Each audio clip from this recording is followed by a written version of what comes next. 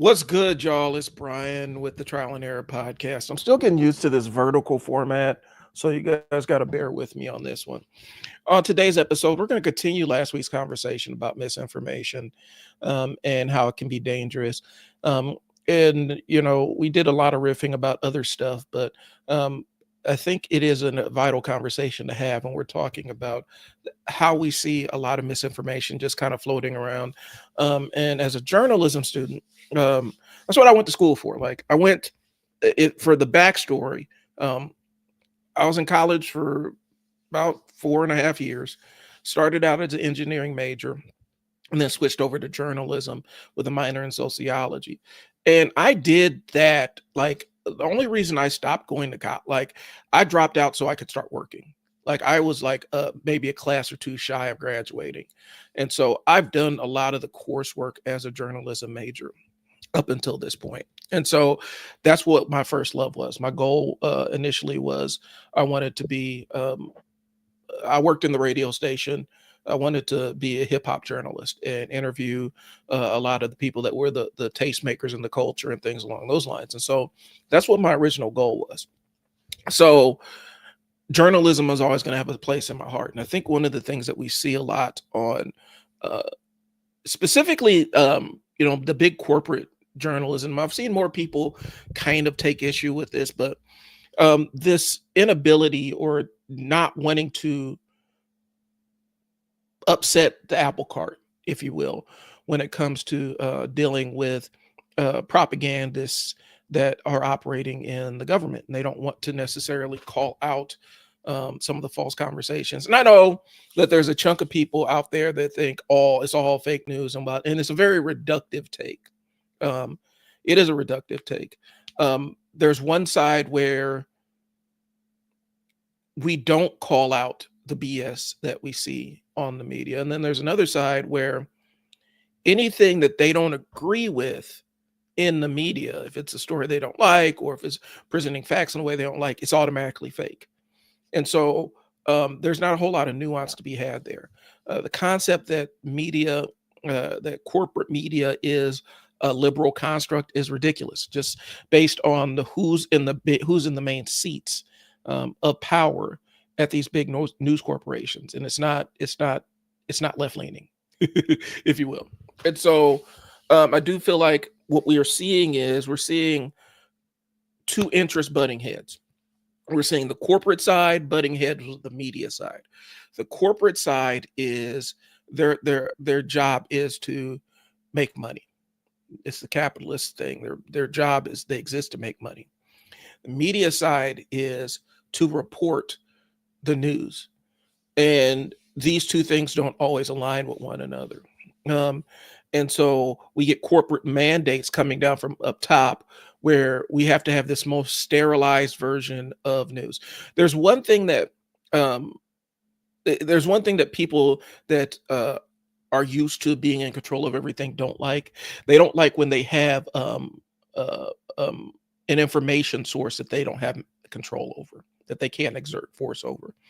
And that's the conflict that we're in most newsrooms right now, where a lot of people want to do the journalism they went to school for, um, you know, where it is biased towards the truth. Because I've said that a lot. People are like, "Well, we need unbiased news." No, we need news that actually has a hard bias towards factual information, regardless of who or what they're interviewing, or who or what they're talking to. But we're seeing where you have people that want to do the journalism they went to school for, but they also have this career hovering over them, and this idea that they have to keep their job. And in order to keep their job, they have to kind of dance for the powers that be that are sitting at the top of these news agencies. And more times than not, they're conglomerates right now. I know um, Disney is running ABC, ESPN, and all that other stuff. Um, Paramount is CBS, and I don't know. It used to be General Electric. I'm not sure who it is over NBC anymore.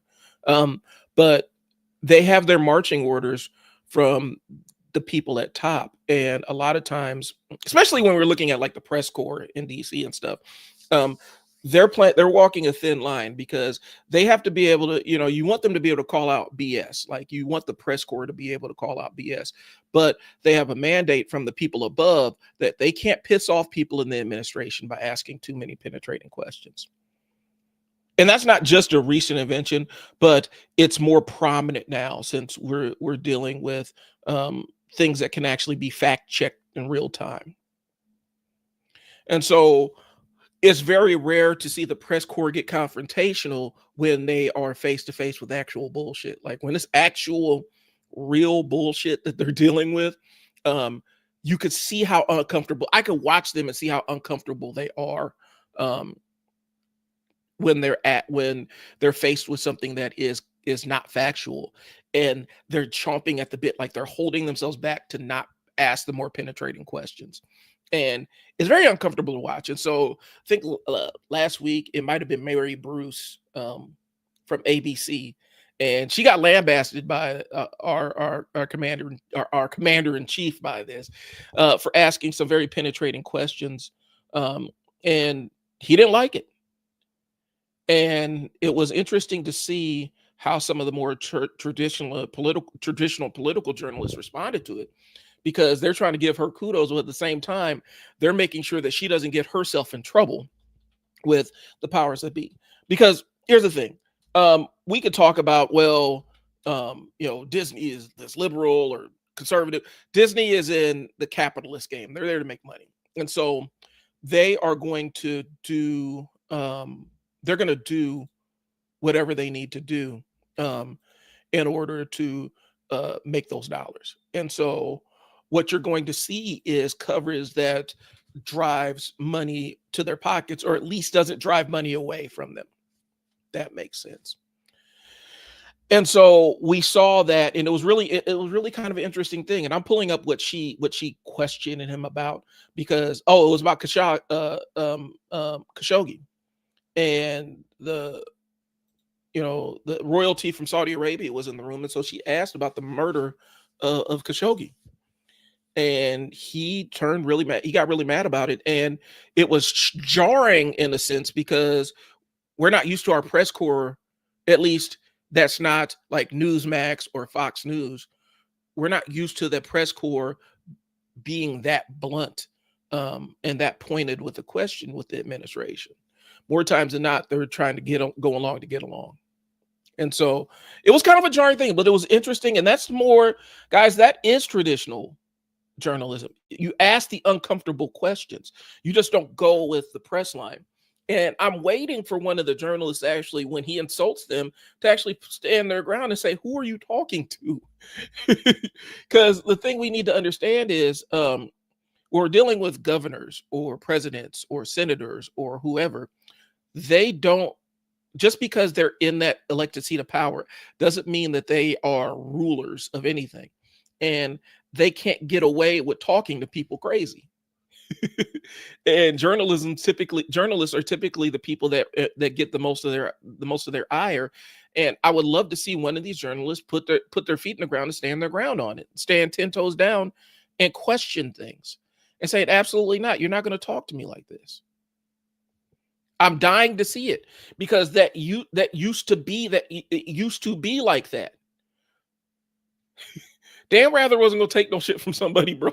Like, if you go back, these people aren't, even Barbara Walters stood her ground when she's dealing with a hostile person that she's interviewing. And so we need to see more of that, but we're going to see less of it just because of the corporate influence in media. And so when we talk about independent journalism, and people mistake what independent journalism is. Independent journalism isn't just news that agrees with you in your worldview. Independent journalism is they exist outside of the corporate oligarchy. And so a lot of times these are nonprofit news organizations and things along those lines. And so when we talk about independent media, that's what we're talking about. And more times than not, and you're going to feel like independent journalism has a left-leaning bias, where really it's not. And it's hard to explain that to people. One of the things is, and you find it with, it's kind of like what happens when people go to college, right? when you have a more worldly view, and you interact with more people, that does kind of make your mind and the way that you talk and the way that you interact and interface with society a little more liberal when you interact with multiple people, when you interact with people that aren't just like you. It opens up your mind and you learn about other walks of life and you become a little bit more tolerant of other people. And so when we talk about journalists having this left-leaning bias, a lot of times it's just they have a bias from interacting with a lot of different people. They have a more worldly worldview, and so they could see a lot of different perspectives, and so they're not going to be as rigid as somebody who's interacted with people less, if that makes sense. Hey, Fearless. Yeah, what's going on, champ?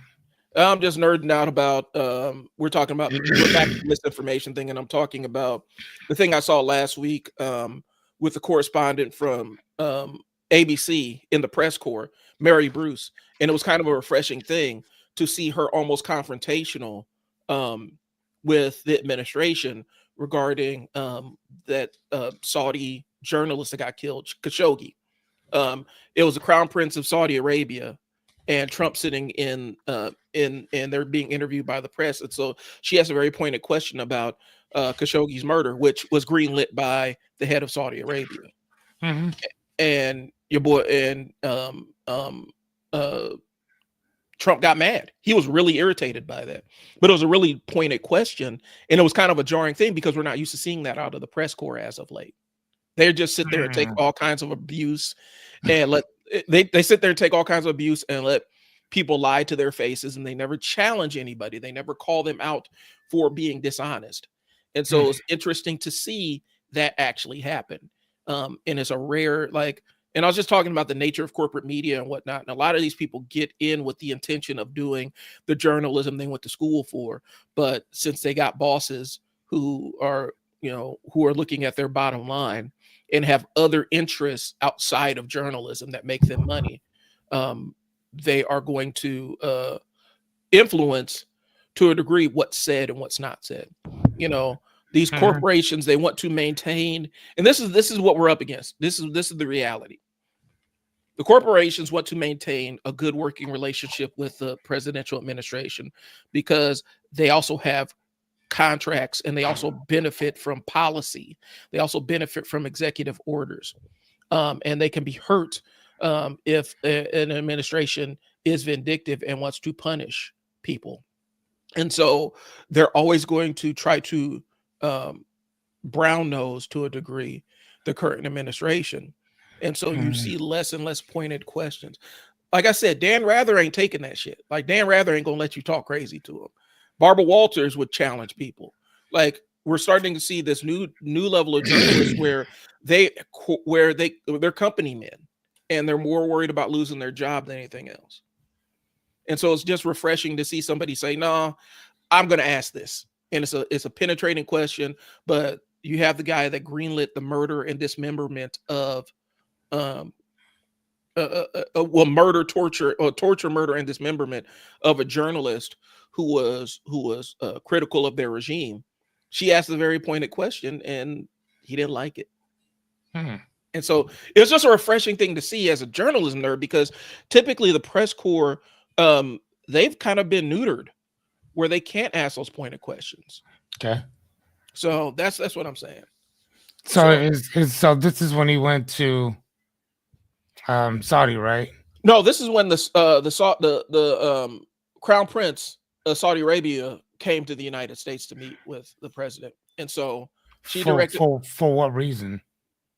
Just head of state visiting to talk business, because I mean, if we're being transparent, like if our goal is transparency here, he has vested interest in Saudi Arabia. He has he has family business in Saudi Arabia. He's profiting directly from stuff in Saudi Arabia and goings on in Saudi Arabia. He has business interests.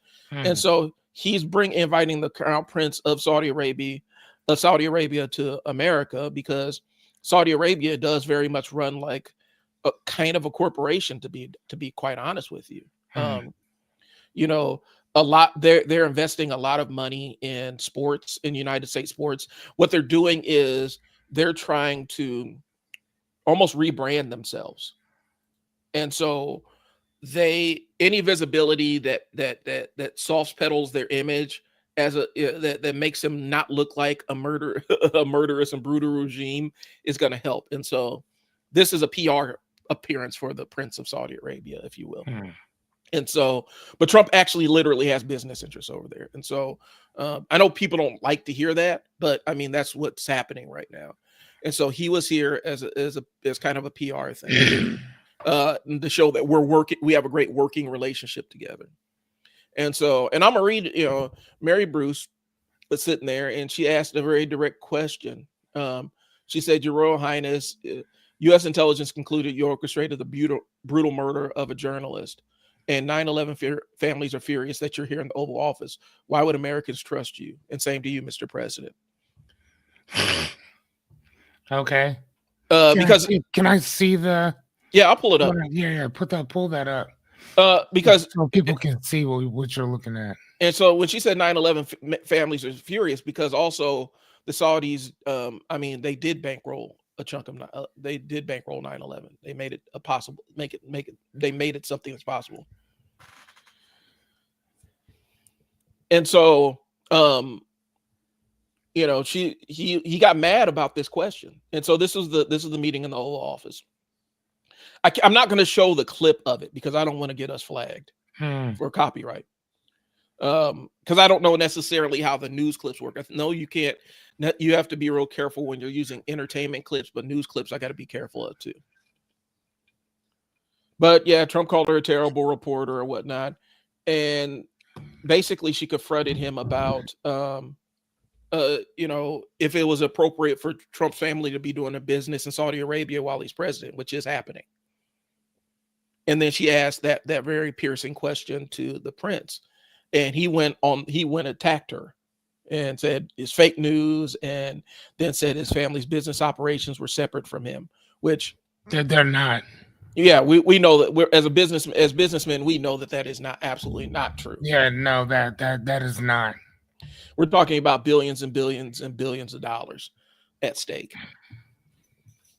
And so this is the person that they murdered, Khashoggi. He was an investigative journalist who was uncovering a lot of atrocities that Saudi Arabia was running. And I mean, it goes deeper because I mean, there's been, and I got to find the article that happened around the time that Twitter became X and got acquired. There's a lot of Saudi money that was involved in that, to the point where Twitter was actually outing and doxing journalists. So what happened? What happened to him? Who, Khashoggi? Yeah, this guy. Yeah. He was critical of the Saudis and the Saudi royal family, and I forgot what embassy he got lured to, but basically they lured him to an embassy, and then the Saudis, the strongmen of the Crown Prince of Saudi Arabia had him kidnapped, and they spirited him off. I don't know if it was Saudi Arabia or Turkey, or forgot what country it was in, but they spirited him off, and then they tortured him, and then they murdered him, and then they dismembered him. So they asked him questions. They tortured him after you've already answered their question. No, he didn't. He built his reputation about doing investigative journalism around the Saudi family. This was just to silence him because he was a critic of the royal family. And so the royal family sent their goons out to grab him, and they tortured and murdered him. And then dismembered him. Why? To shut him up. I mean, but if he's already dead, why dismember him? To make a point. To let other journalists know let other Saudi-born journalists know that we don't want you to do that. Yeah, I'm looking at this that you have here. It says Trump later criticized Bruce for asking the prince a horrible insubordinate, and not just a terrible question. He laced her after a third query about why the White House is waiting for Hold on, I'll tell you what he's talking about. Congressional action. Well, yeah, about congressional action to release more detail about sex offender Jeffrey Epstein correspondence. Why not just do it now? Bruce asks. And this is the part that I was kind of looking at. Mhm. It's not the question that I mind, Trump said. It's your attitude. I think that you are a terrible reporter, and it's just the way that you ask these questions. How are you supposed to ask them? I don't like. Do you have to have some type? Do you need to be jovial? Do they need to be kind of like a jokey joke, like, "Hey, Mr. President, hey, what's going on with the?" You know what I'm saying? What's my man like a what's his name? Like a Jerry Seinfeld type Yeah. of question mad. type thing. Like, and then again, he still never answered the question. He's not, and she's not supposed to ask that question. That's really what he wanted to say. Because when you're saying insubordinate, that means that he sees her as somebody that is subordinate to him. That That she- beneath him, right? Yeah. And that's not what her role is. He's No. not. I'm waiting. Here's the thing. I'm waiting for one of these press people in the press pool to say, "Who the fuck are you talking to?" That part. Because they can say that. Who are you talking to? Yeah, I they're not don't- saying that though. I don't work for you. Right. You're not my boss. You're not my supervisor. I don't answer to you. Mhm. I'm here to ask you questions. Whether you choose to answer them or not is really your decision. That part. But they don't want to do that because they're letting him bully them. And in previous presidential administrations, this was not a thing. Mm. Because there was this, it was kind of like how would you put it? A social contract where the press corps' job is to ask the penetrating questions, the administration's job is to answer them. And that's how it used to be. And now they've normalized where the press corps is subordinate to the person in the White House. That's not the case anymore. Right. So that's what happened. And I think when we talk about misinformation, this is like what we're seeing is there's a push for literal state news. And like if we look at like what PBS was, right? Like the Public Broadcasting Corporation, right? Mm-hmm. When it was set up, it was built, and I forgot which president signed it into law, but basically he said, we need an independent body that produces television that's independent of the will of the government. Hmm. And that's why the news hour, was it the McNeil Lehrer News Hour and the BBC News and a lot of these a lot of these news shows that would come on public broadcasting, they would tell you stories that you didn't hear in regular media. And their journalists were the ones that could ask those really penetrating questions. NPR's investigative journalism team could ask those really penetrating and hard-hitting questions. And currently, we got to call it what it is. The current administration does not like that, and that's why they defunded a lot of the government's contribution to public broadcasting.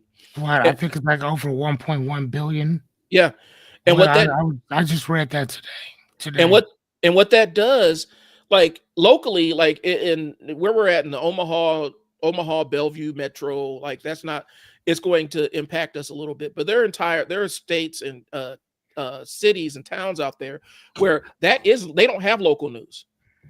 Public broadcasting is their local news. Oh wow. And so they're not going to have news. They're not.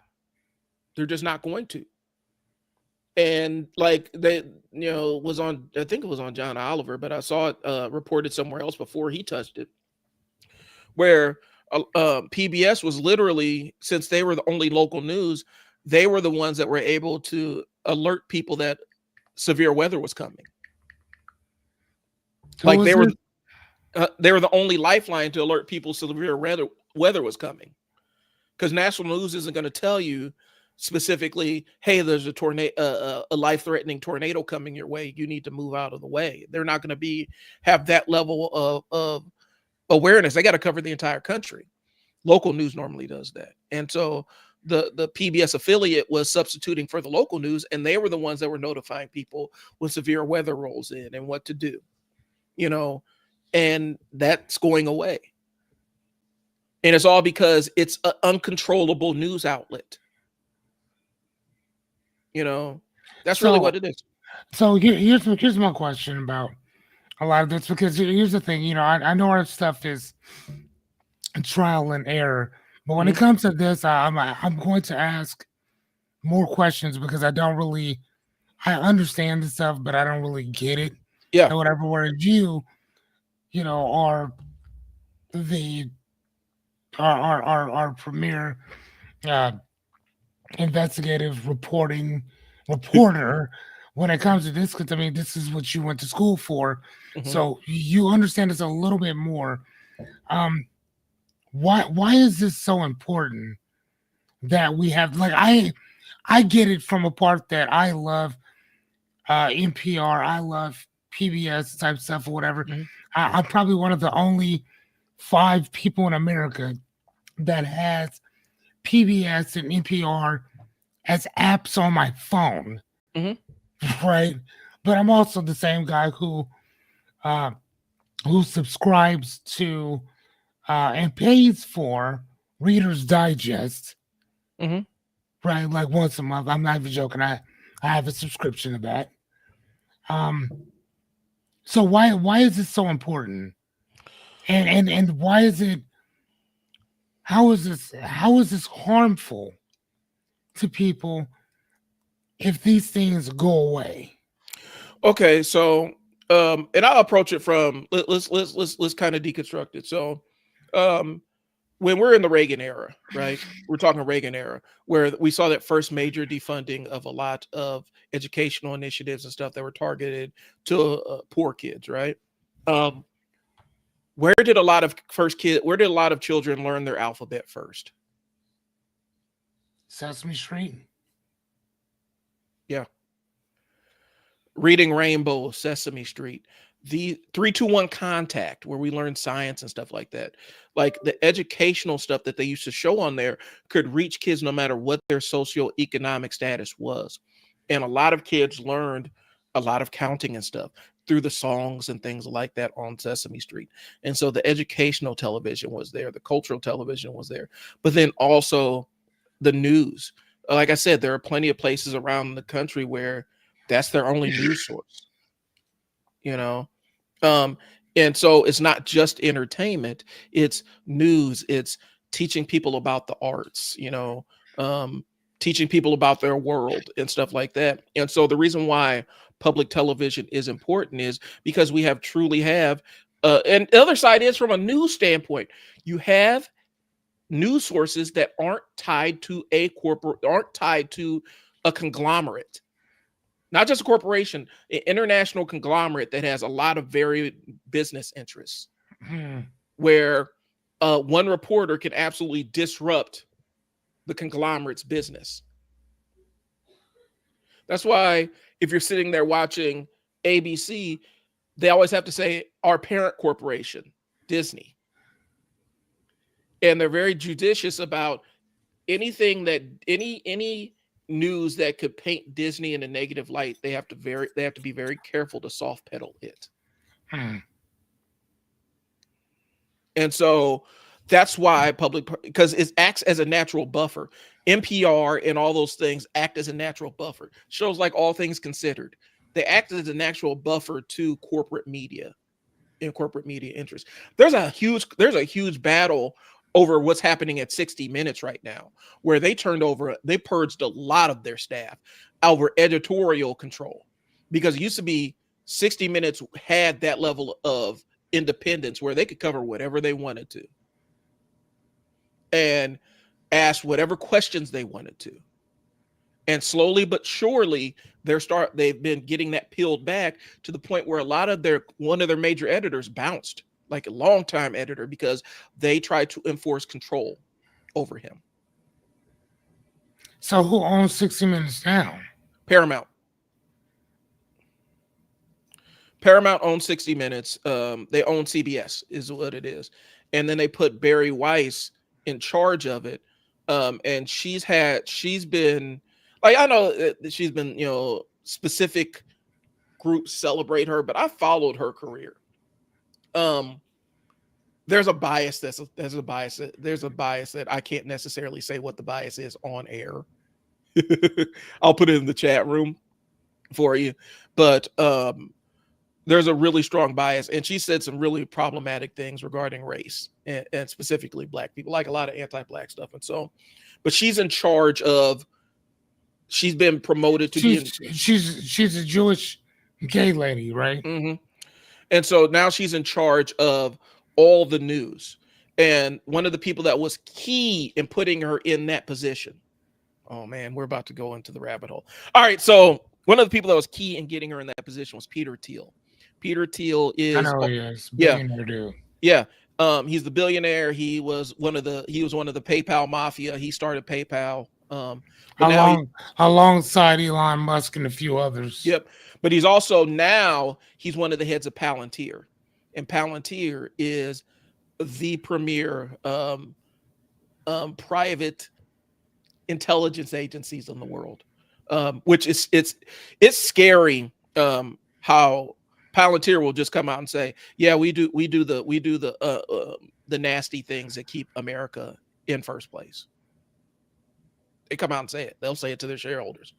We do the unseemly things. Palantir is the ones that normally provide intelligence on if we bomb somebody or blow somebody up. Palantir's provided that level of intelligence and stuff like that. And so this is Peter Thiel's baby. And, we look at it, and most of their contracts are government contracts. One of the things about Palantir, though, is it's not just it's really not just the intelligence play. It's about the information. They want to be able to collect information on every single American citizen and build a dossier. Okay. That's kind of what their goal is. When they talk to their shareholders, that's what the goal is. And so it's amassing as much information as possible on me and you and anybody else that could that they could see as problematic and getting an eye on. Or somebody who's considered like a disruptor. Yeah. Type thing. So let me ask you, funny question. I know it's going to be before I even ask. I think years ago, when they would see Dr. Umar Johnson, I think that years ago, when they saw him, they were like, "Oh shit, okay, hold on, we need to watch this one." Mm-hmm. And then once his character became more prevalent, it's like, nah, I think we're good. You know what I'm saying? It's like, nah, I think we're fine. Because again, he can still give you all this information. But when you have people showing up to listen, okay. But showing up to listen is one thing. Showing up to be guided is something totally different. You know what I mean? Like, and maybe that's another thing too that didn't really do much for him, because he would show up to give information. Right. Show up to teach you stuff. But it really wasn't anything after that. When Malcolm showed up to talk, look at the percentage of people who became Muslims after that. Yeah. Look at the percentage of people who became members of the Nation of Islam after that. You know what I'm saying? So there was some type of groupthink, there was some type of action that was taken after he talked. Right. Joining the Rainbow Coalition, the Civil Rights Movement, the Freedom Bus movement, and all that stuff, and towards the South was kind of one of those. It's kind of one of those things as well, right? You hear Dr. Martin Luther King talk, Bernard Rushton talk. All these people are like in his inner circle talk, and you did something. Yeah. With Dr. Umar, you didn't do anything. Well, it was giving him money. I mean, yeah, for a school that Mhm. you see what I'm saying. So, but again, there really wasn't. And if anything, shit, you can call that a Ponzi scheme.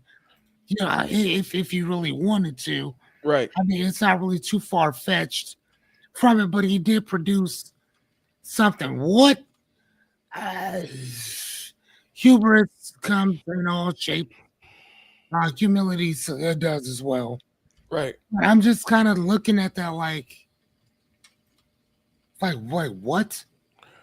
Like, what are you? What? You know what I'm saying? It's kind of like, what are you talking about? And so, when I look at leaders in general, if I had an intelligent country Mhm. or whatever, I'd be looking for not only who's talking, who's following the people who's talking, and what are you following them into? Yeah. And that's where I would start collecting my data Mhm. on that particular thing. You know what I'm saying? But I think that they start to first and foremost want to know your character. See, Brother Malcolm, I think was a lot harder to infiltrate and to say stuff about him because he was everything that he said he was. Yeah. Everything. Family man, father, humanitarian, this and the other. And he get up and tell you, I was in prison for this and the other. I did this ABC, 1, 2, 3, XYZ. I did all that.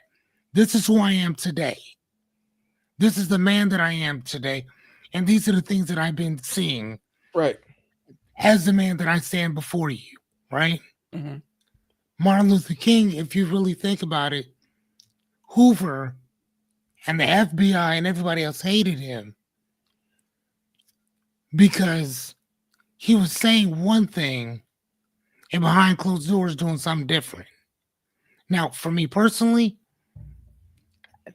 who gives a shit what you do behind there? What you're doing right here, helping people, that's all I'm concerned about. Whether you're doing X, Y, Z, that ain't none of my concern. Well, I think Hoover actually low key loved the fact that he could have that leverage, because in his mind, Right. Yes, of course. in his Of mind, course. as in his mind, as he had that leverage, he thought that he could leverage that over MLK. I've seen his daughter talk about it and stuff. And And it that, didn't work. and it didn't work. It didn't work.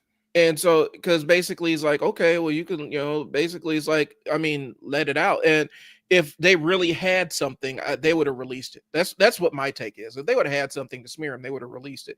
Yeah, A lot, they wouldn't have waited. they wouldn't have said, they would have. It's all rumors and innuendo because they would have released it. But to the larger point, we're talking about who and looking at the character and stuff. Okay, rabbit hole time. So looking at what Peter Thiel is involved in, right? Peter Thiel, PayPal Mafia, South African expat. Um, what does he actually believe? There's a gentleman named Curtis Yarvin. Him and Peter Thiel's had many conversations with them. They've had interviews and stuff. He's quoted some things that Yarvin has said. Yarvin believes in this thing called dark enlightenment, which is basically we want to run the entire planet like a corporation. Government should be corporations where democracy doesn't exist and it's all based on what the CEO says, right? And so Yarvin in shorthand basically came out and said, some people are more, and I'm paraphrasing, some people are more suited to be slaves than other people. Who do you think he's talking about?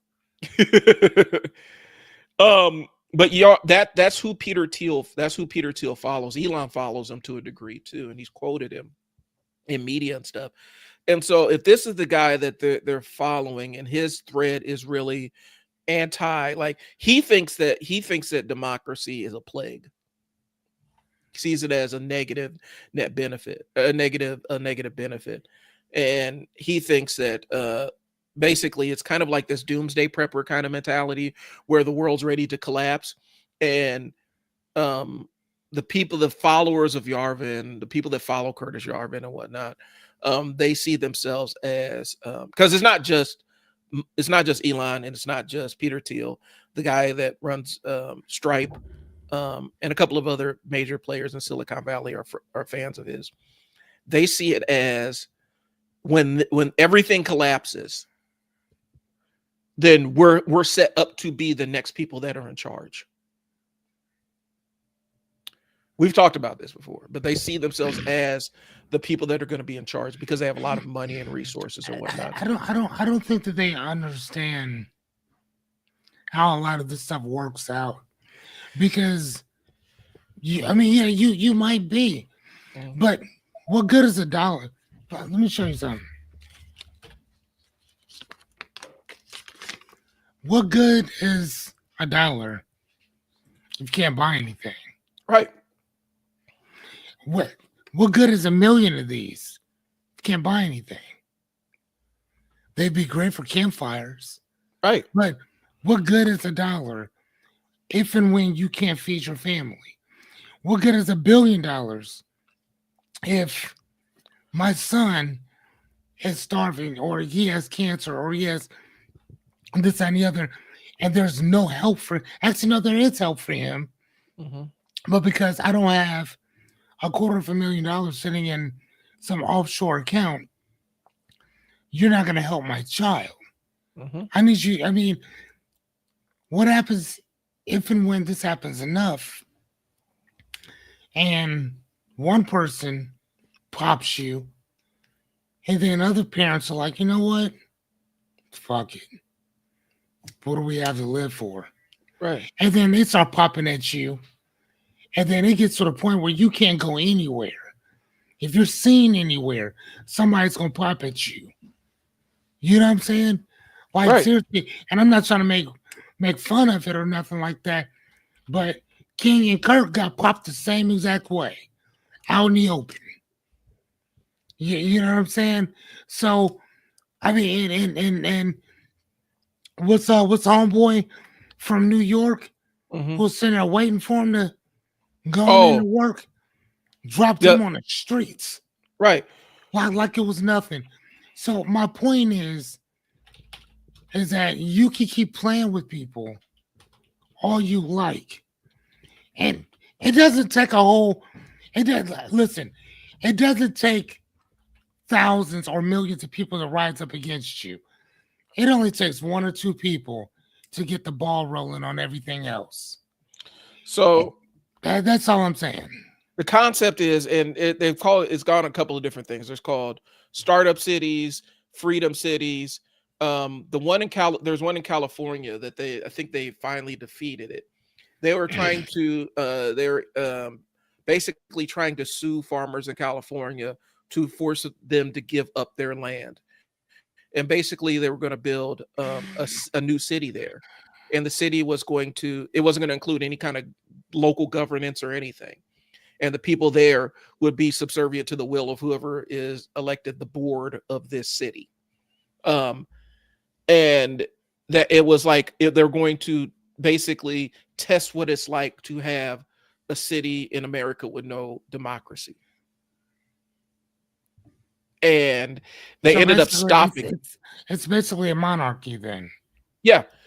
And they basically, the people, the farmers and stuff stopped it because, and they actually were trying to sue farmers saying they were encroaching on eminent domain. And I think the person in charge of that one was the head of Stripe.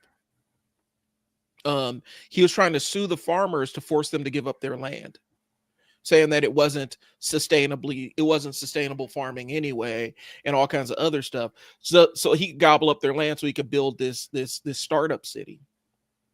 And I think they managed to stall him off and defeat it in court. But now I think there's going to be now that they have a president or an administration that's friendly to that, they are going to absolutely push it.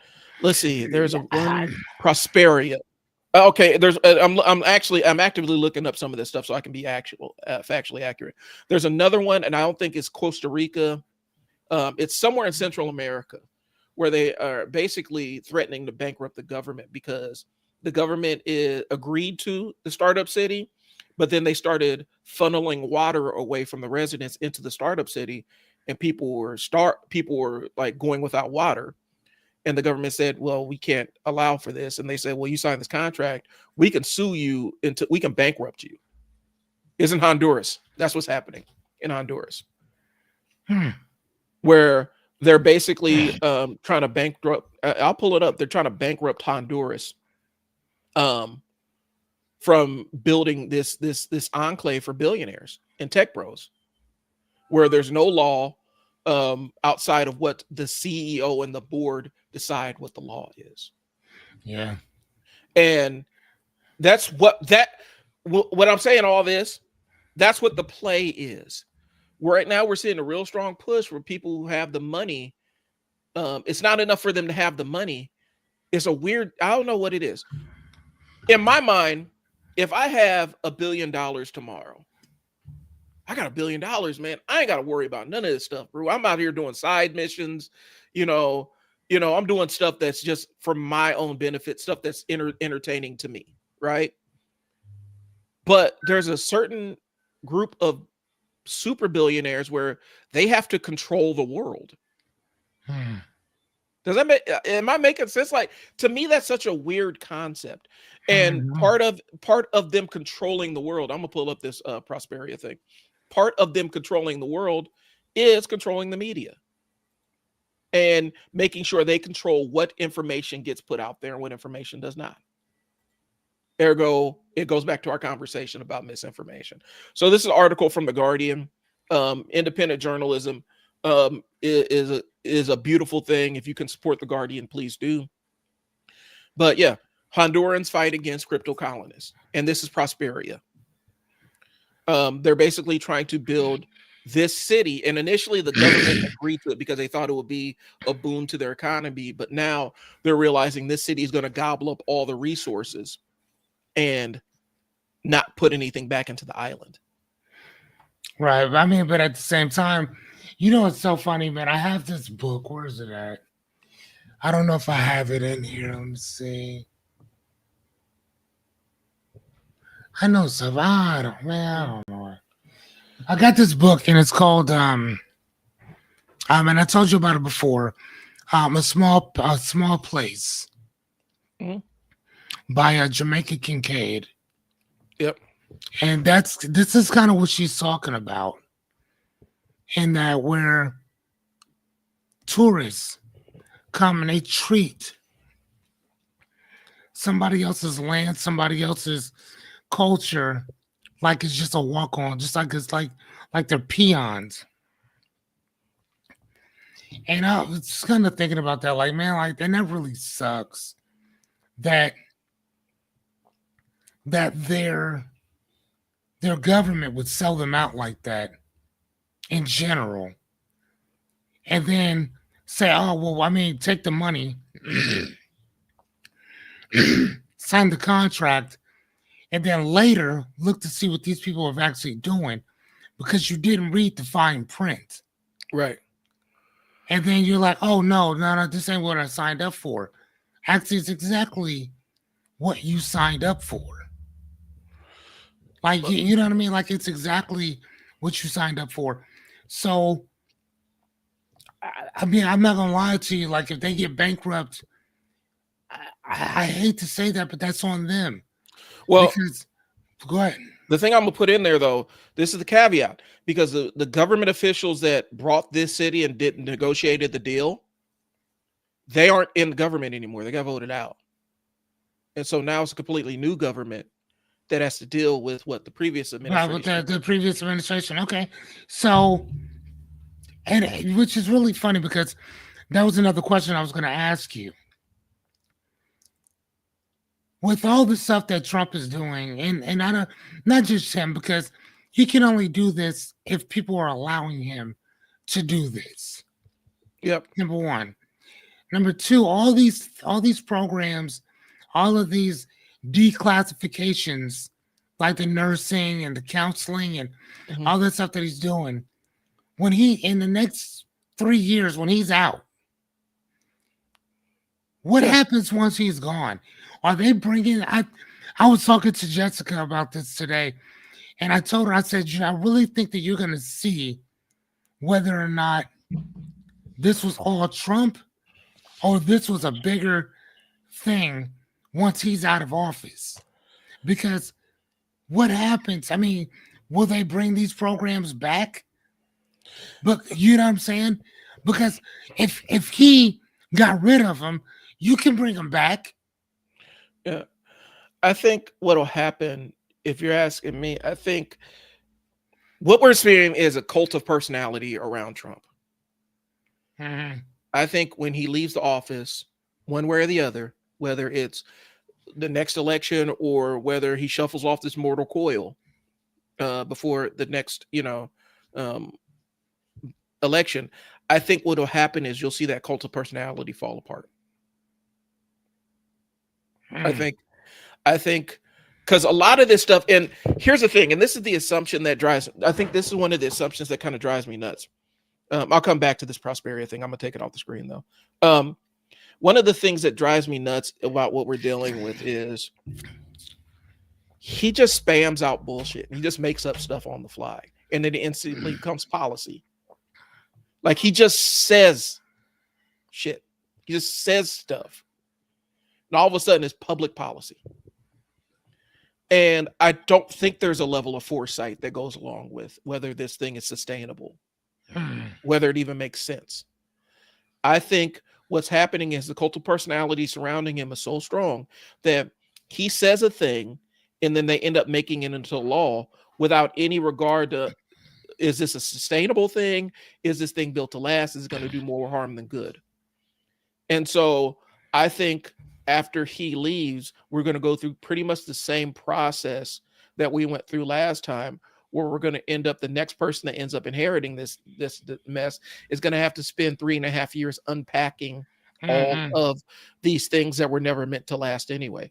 I would assume, for me, I don't necessarily perceive him as somebody that has foresight or who thinks in that cause and effect kind of way.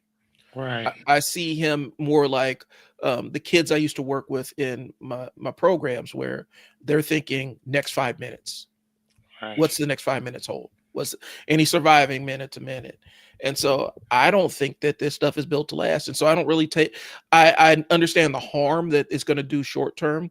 I understand the harm it could do long term.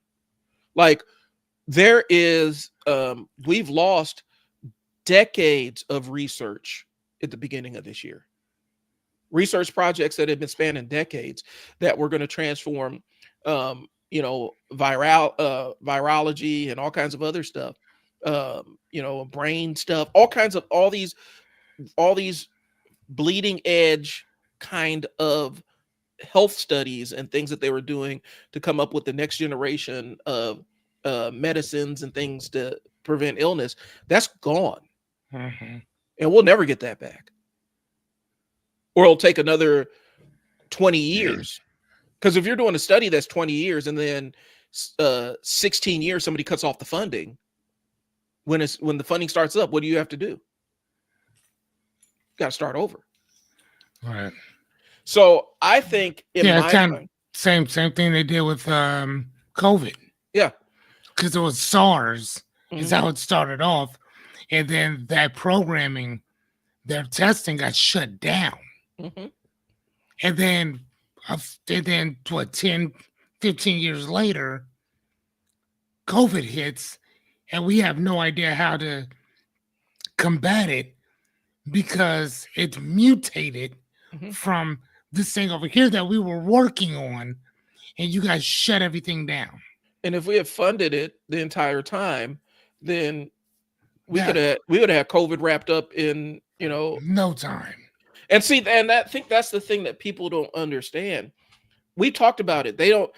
There's two things that I know as a journalism major. There's two things that people do not understand, and it drives me crazy when they report it on the news. They don't understand medical research, and they don't understand scientific research. And the news doesn't understand it either. So what you see on the news is they'll come on and say, well, latest studies show that X, Y, and Z, and it's some medical thing, right? Mm-hmm. The studies haven't shown anything.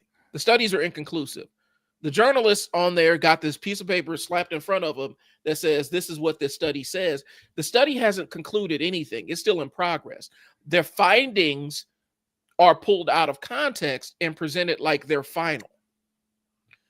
These are incremental kind of things. So they may see it in one context, but not another context. So when it gets reported, they're only reporting a fraction of that study. Okay. But then it ends up becoming, well, this is what the latest health thing is.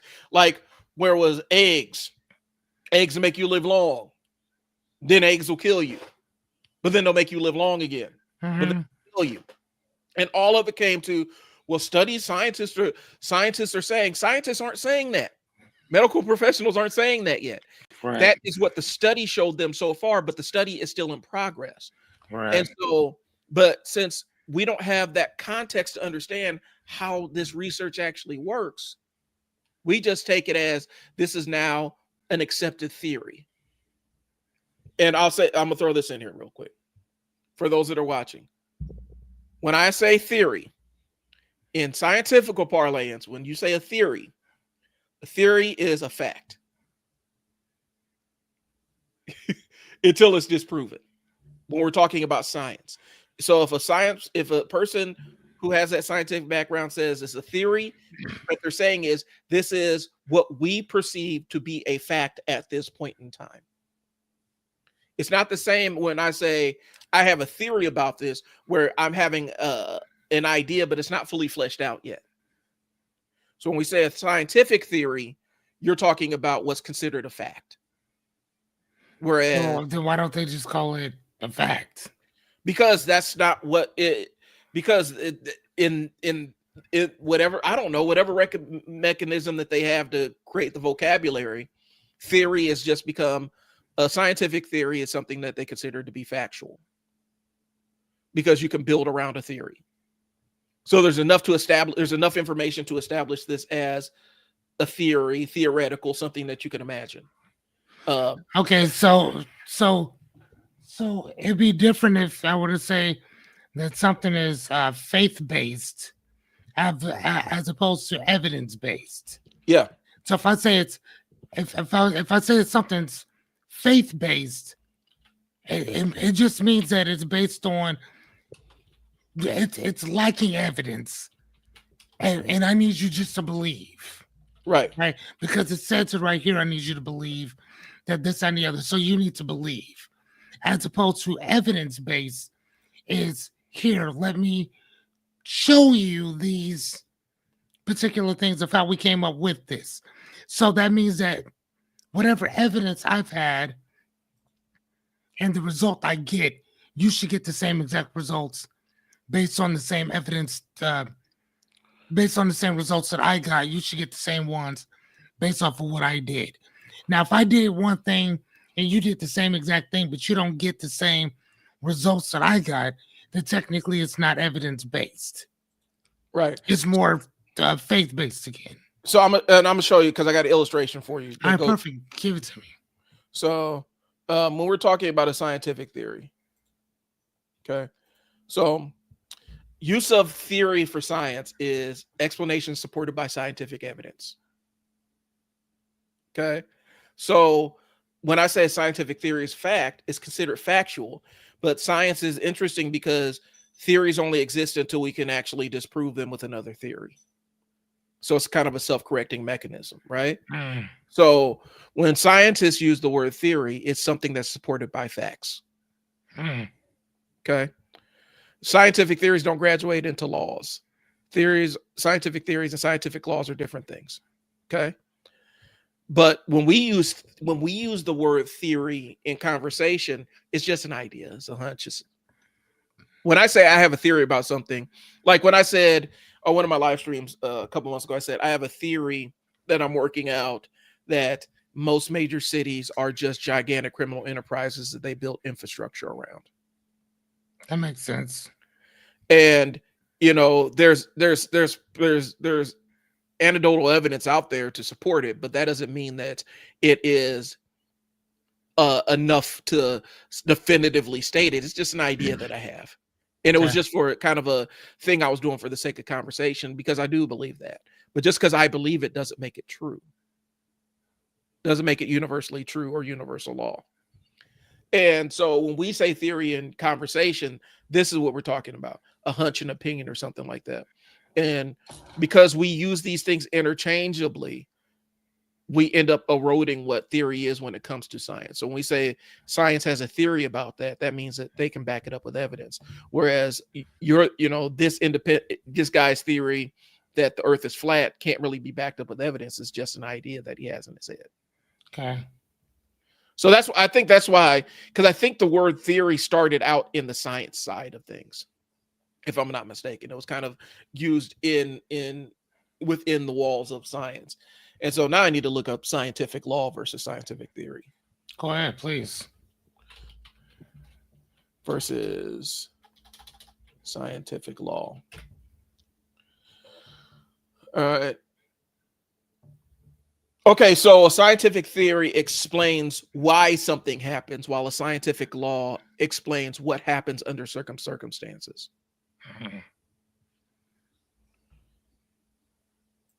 But I mean, like I said, I think when we talk about, like, there's different kinds of literacy, right? Hey, keep talking. I'll be Yeah. right back. There's different types of literacy, right? And one of the things is, science is one of those things that you can have literacy in other aspects, but not have a lot of literacy in science terms and terminology, right? If I said, what's your hypothesis, right?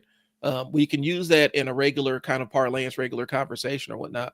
But when I'm talking about a hypothesis from a scientific thing, it's this is what we're trying to prove, or this is what we're trying to disprove. Okay. There's specific things. I went to, like, one of the things is I came up, one of the schools I went to was a science center. It was a science magnet.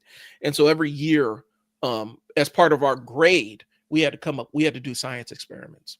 And we had to actually formally write them all the way out, the way that they write out science experiments. So you had to write out your hypothesis, I'm trying to remember this. Hypothesis, variables, controlled variables, all the other things. Like, you had to write out all that stuff. And so we had to learn, we got quizzed on this stuff. And so was it control variable? God, I spent 5 years doing this.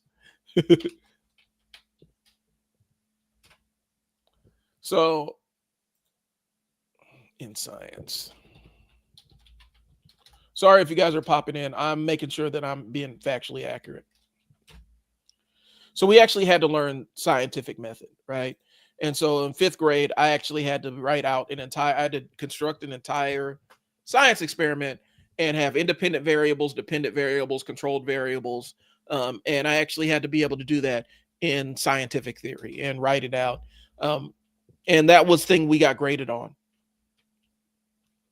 And so one thing I know is a lot of people didn't. And so you just kind of take it for granted that people know the difference between a controlled variable and an independent variable and stuff like that.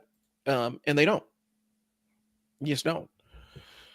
So I'm saying all that to say this. When I say theory, if you're talking about you have a theory on something. A theory on something means you have a hunch or an idea. Unless you're a scientist, or unless you are actually talking about scientific theory, which is actually considered a fact because there's scientific facts to back up that theory, and the theory stands until it can be disproven. So that's beside the point. And I'm way far afield of what we were talking about. So one of the things that we're seeing played out is the collapse of nuance, the loss of nuance in talking points and ways that people interact with one another. And collapsing nuance is a way to control conversations or make them reductive, simplify them to conversations that people can have without having to put a lot of thought into it. Okay. And so we're seeing literal thinking become the default mode of society, where we think everything literally, where people interpret what's being said as literal, and nobody knows how to look at symbolism or implication anymore. What does this thing actually mean? We talked about it last week, but the concept of current media people doing nowadays, people doing media analysis on things like Starship Troopers or RoboCop, which were built as satires. Paul Verhoeven designed them to be satires of what he saw as problematic in modern American society at the time, and people taking them at face value now, as opposed to understanding that these were send-ups of capitalism and the military industrial complex and stuff like that. It was symbology. Watching people misunderstand V is for Vendetta, which is crazy work. People misunderstanding what that movie actually means and taking it at face value is maddening. It's a very frustrating thing to see. And we're seeing the rise of literalism, where people don't think around corners. They don't look at symbology or anything along those lines. And so when we have these kind of conversations around this kind of stuff, we lose a lot of people. I know we're going to lose people because we're asking you to think on multiple layers, where the rest of the world just wants you to look at it as one and take everything at face value. We're seeing TV shows actually dumb down their plot lines because they perceive the audience to not be sophisticated enough to understand nuance unless it's slapping them in the face. Okay. And so imagery, metaphor, allegory, they just get taken at face value. And a lot of audiences think it's supposed to tell them what to think, and that's not what it is. So missing the point of satire. That's why it's disappointing when one of these articles from The Onion takes legs and people think it's a real thing. They're not understanding that it's supposed to be satirical and irony driven. There's an entire industry of satirical sports websites where people take what this sports website said and run with it as gospel truth, because everything's been flat and they can't pick up on nuances where somebody's saying something in a tongue-in-cheek manner. They're thinking that this thing is real. Okay. And so they think every piece of, people think that every piece of fiction has to be a moral lesson, as opposed to the piece of fiction just existing in a gray area. People assume that every work of fiction has to have some kind of moral, and people believe in that a character is an avatar of the creator. That's problematic too. So when we get to cross over that where there's no nuance, everything has to be literal. There is no art anymore. We lose what the meaning of art is, where art is meant to communicate something with or without words, or with or without saying it. Okay. Satire falls when the audience can't tell when something is a joke. And I'm not just talking about bad jokes. Like, there are bad jokes out there where somebody tells a bad joke and they're like, "Oh, you didn't get it." No, there are actual literal bad jokes out there. I'm talking about when you don't have the capacity to understand that this person is saying this thing as a jest. And it's not even saying this horror, like your boy Charlie was really good at saying, well, you guys took it seriously. Well, I mean, you meant it seriously. You're trying to retroactively make this thing a joke when it was never intended to be a joke. You're stating something that you as a core belief, but when you got pushback on it, then you're saying, well, I'm just saying it as a joke. That's not what I'm talking about. Okay. Nuance fails when people are trained to look for being offended instead of meaning. And I don't necessarily 100% agree with that.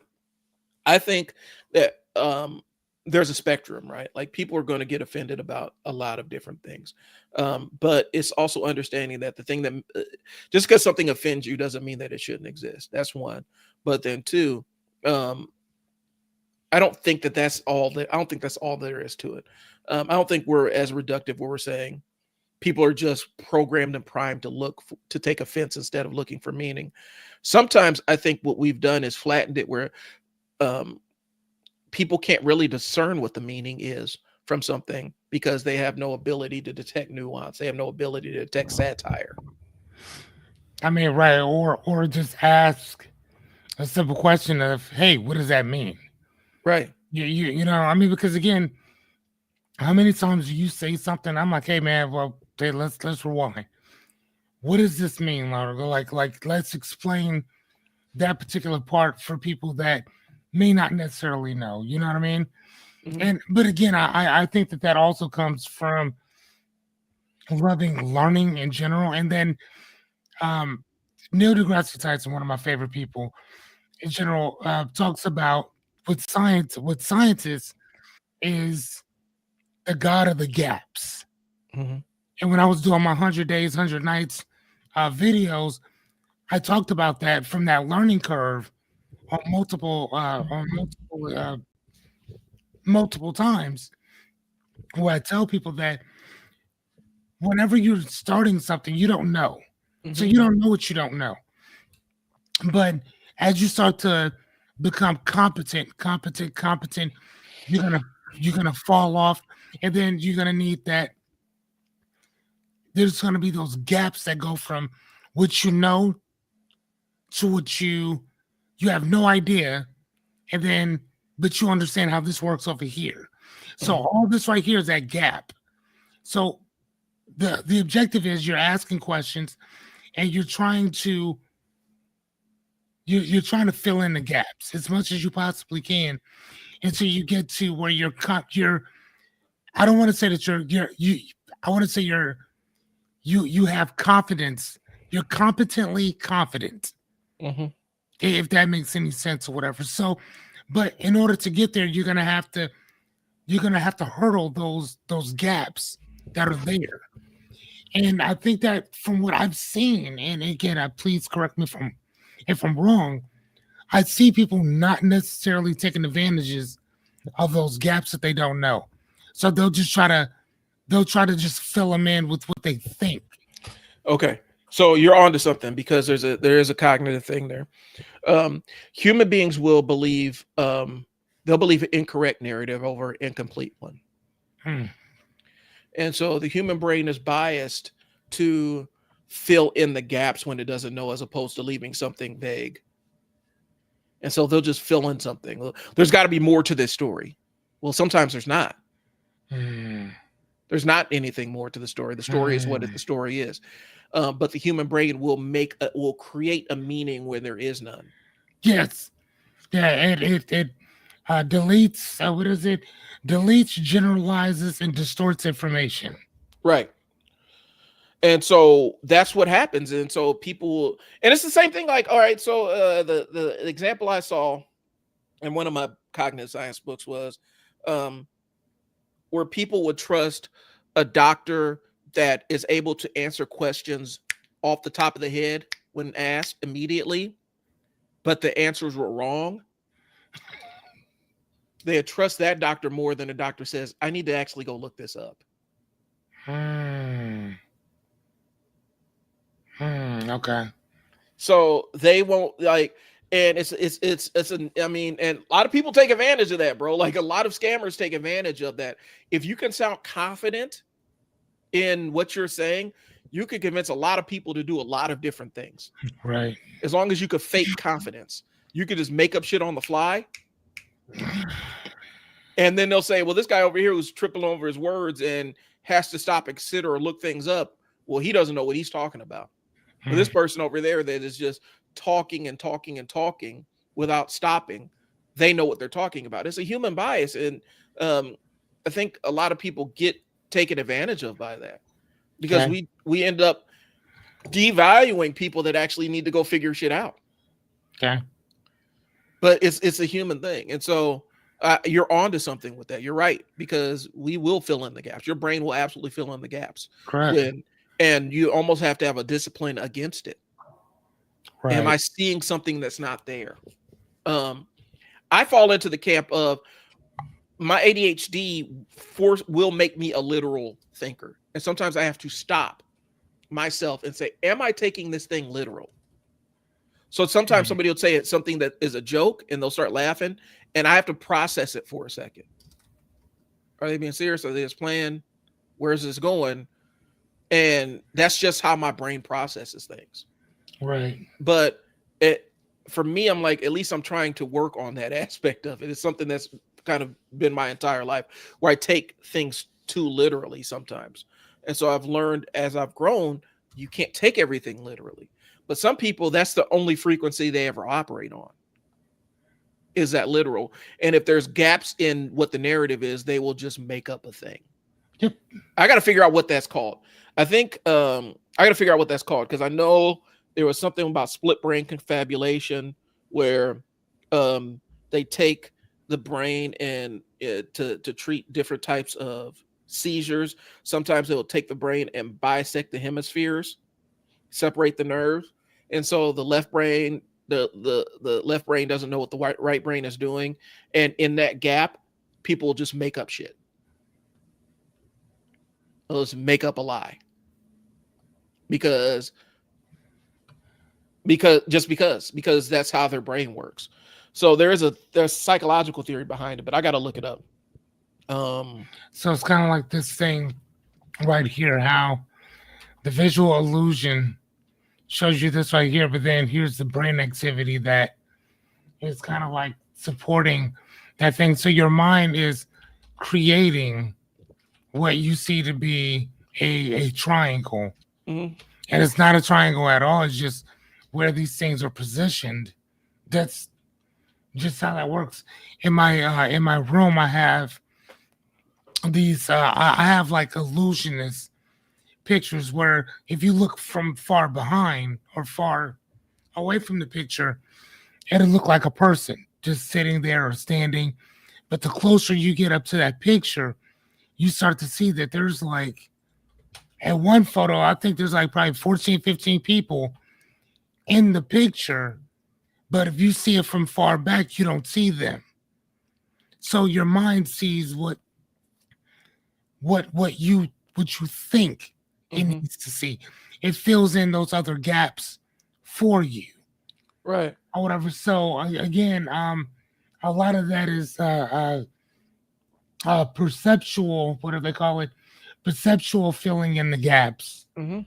for certain stuff. Well, and then there's a thing called the narrative fallacy, where Yeah. we human beings will opt, like, we have to make a story. We bias towards making stories out of Yes. things, Yeah.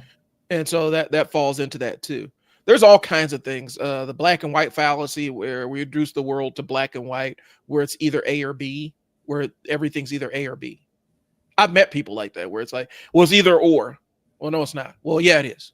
No, Right. it's not. It's not either or. You've created a false dichotomy, and you've Mm. decided that it can either be this or it can be that.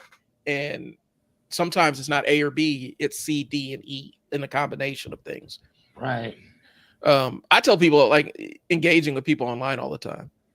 Yeah, it's like you're still stuck in this world of political binaries, where it's either this side or that side. Correct. And not understanding that there's so many different degrees of political affiliation that one can have in between the two points, that um, it will blow your mind. You know, just like when you say, well, once you go far enough left, you get the guns back. People don't understand that. They think, oh well, all these people on the left are, they're anti-gun. No, no, no, no, no, Yeah. no, they're not. They really aren't at all. But since we operate in this world of political binaries, it's either one or the other. And people don't get it. But yeah, it goes back into that. We have to create a story. We have to fill in the gaps in order to function. Mm-hmm. Hold on one sec. I want to show you. Hold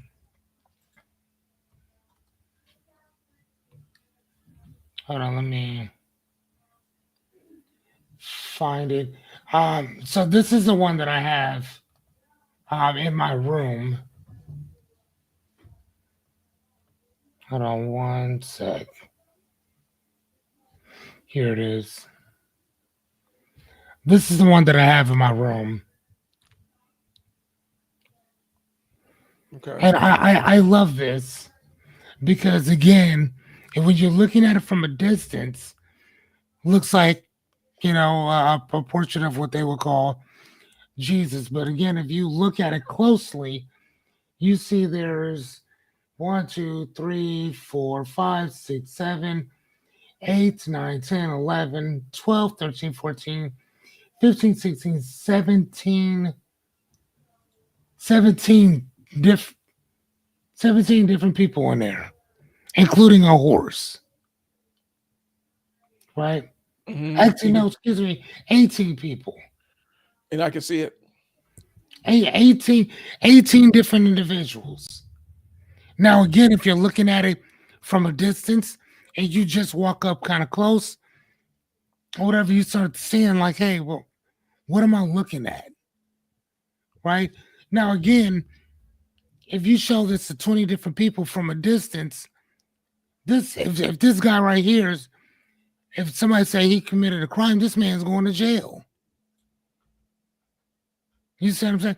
This Right. guy's going to jail. And then come to find out it was never a man, it was a bunch of different people in there. But that's the reason why I keep stuff like this in my house. I don't just have this one, I have other ones too. And again, like I said though, man, the reason why I have stuff like that in my house is just to let so it always kind of remind me that you got to be looking at things a little deeper. Right. That just because you think things are one way, they may not necessarily be that way. Right. Well, right. And that's the danger I think a lot of us fall into. Like I said, we believe what our minds see. We believe what our eyes see. There you go. And so, and we only can pay attention to things that we're aware of. And so the only way you're aware of what's happening in that picture is if, one, you look at it for long enough, and then two, you're aware that there's all kinds of other pictures in there. Yeah. But if you take it at face value, you're just going to believe what your eyes see. There's a couple of different things that are at play here. One that I came across is the existential fallacy. Okay. Yeah, for sure. So the existential fallacy is when you require fictional concepts to be real in order to support your conclusions. That's happening every single day. That's happening every single day in our press corps, in the news, coming from the administration, where fictional things have to be true in order to support your assertions. We're seeing it right now with the fight that RFK is having with himself. And HHS and stuff, where he makes up hypothetical things and says that they're true just to kind of support his conclusions. And these things have not been proven true, but he's fighting against that.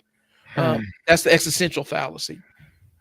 It's a crazy one. Like, there's so many different things. That's why I'm fascinated with cognitive science, because there's so many different ways to explain how our brains work, because we're not very good at understanding ourselves.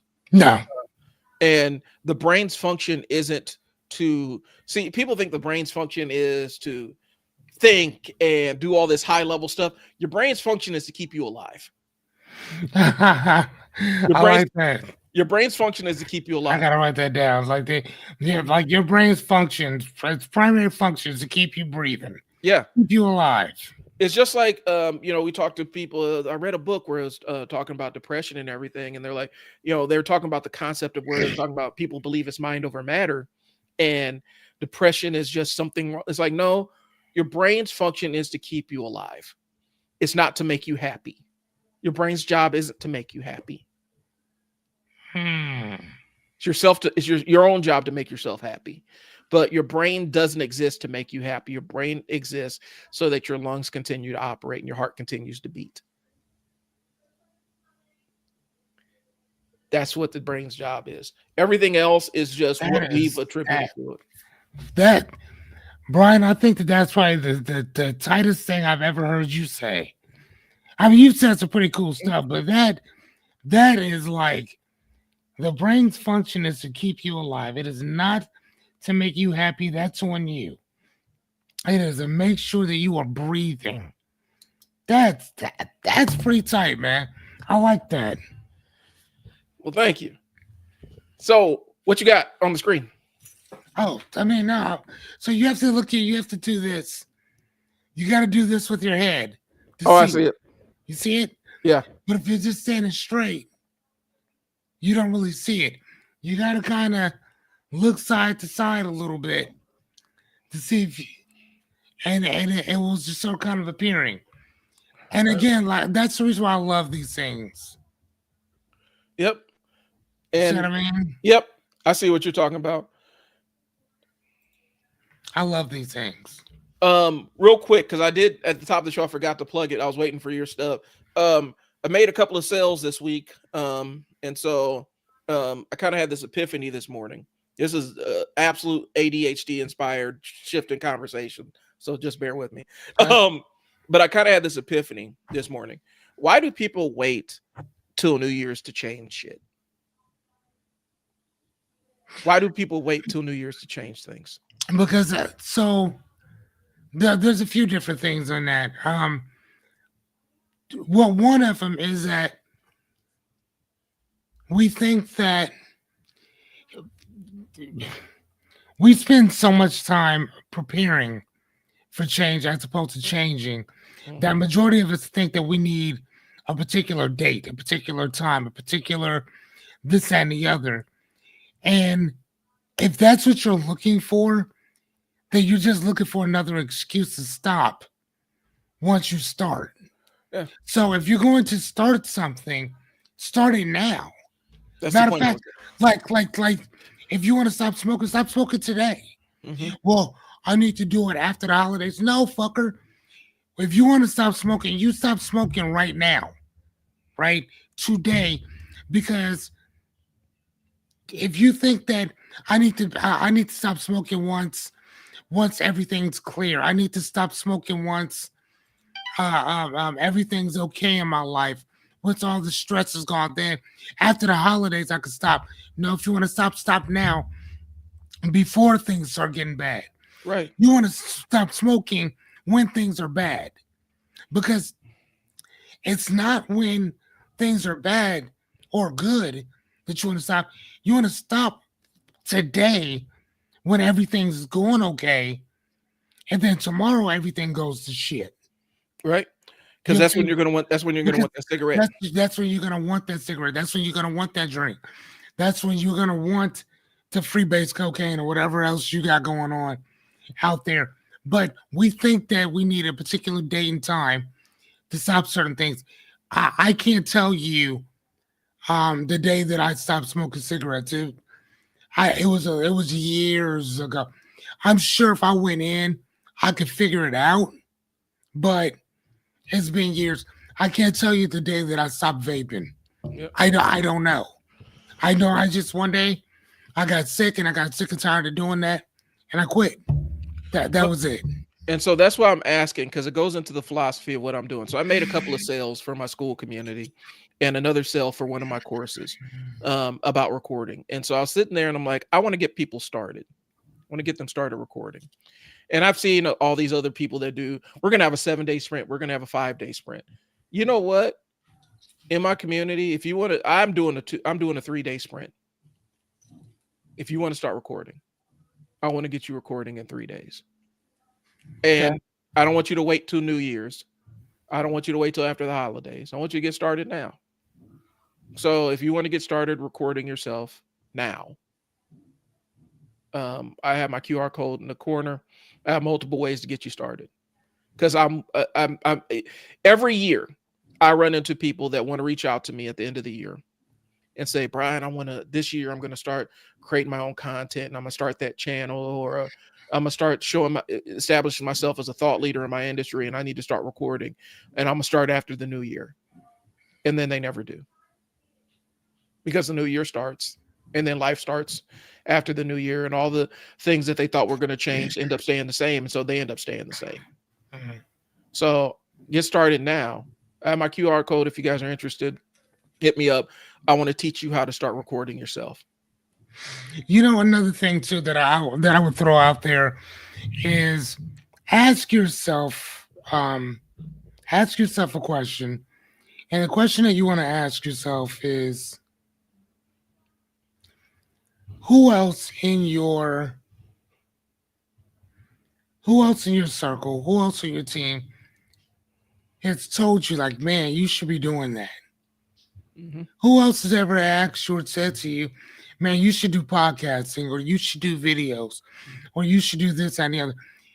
And I'm just going to be honest with you, dude. We got enough people doing podcasting. We got enough people talking. We got enough people doing this and the other. Dude, here's the thing, if you haven't done it, you're probably not going to. And if you need coaching if you need help getting started, that's one thing. Mhm. If you need help staying motivated, that's something totally different. And the fact of the matter is that first and foremost, if you want us to do it, you just do it. There's a million, literally a million and one videos on Facebook, on Instagram, on YouTube that will teach you how to throw together videos. I went in, I wanted to learn how to do intros and outros for my stuff. I got tired of asking Brian, what did I do? You looked it up. I went to Canva, I went to YouTube, I watched, there's a million and one videos. I found one that was quick, simple, and under 20 minutes. I'm like, all right, I'd seen that she had like 200 some thousand views. Perfect. I went to her stuff and I watched her stuff for probably 2 hours. And not only that, but it needs to be a current video. It needs to be a current video because they switch those videos up constantly. Yeah, thank you, Fred Flintstone. I know that. Oh, hold on, that's Chris. So yeah, and all you have to do is just put that in, and then and do that. I remember even asking somebody else, "Hey, can you show me could you make something for me in Canva?" No, just make it yourself. It's simple. All right, cool. And once I figured that out, I'm like, oh my God, this thing is so simple. It's time consuming, but once you're done with it, you're done. So I only had to do it one time and I was finished. Well, and the thing is, for me, I'm like, I'll offer that push and get you rolling and give you feedback along the way. And sometimes some people need that. For me, no, yes. And that's what I'm saying.